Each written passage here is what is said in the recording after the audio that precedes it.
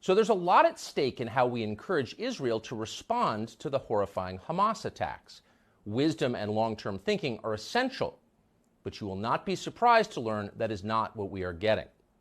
Watch this person, for example, who happens to be the media's pick for President of the United States. This is not just an attack on Israel. This is an attack on America because they hate us just as much. And what we have to understand is this is the reason that we have to unite around making sure our enemies do not hurt our friends. America can never be so arrogant to think we don't need friends, just like we needed them on 9/11.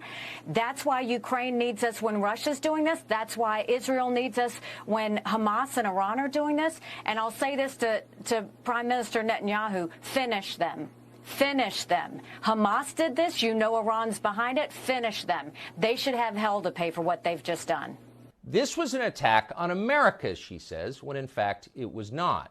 And for that reason, we must, quote, finish Iran, a nation of nearly 90 million people. What are we watching here? This is not sober leadership. She's a child, and this is the tantrum of a child. Ignorant, cocksure, bloodthirsty. Yet no one in Washington scolded her for it.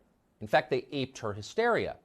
Here's fellow neocon Lindsey Graham just spelling it out and calling for the bombing of Iran.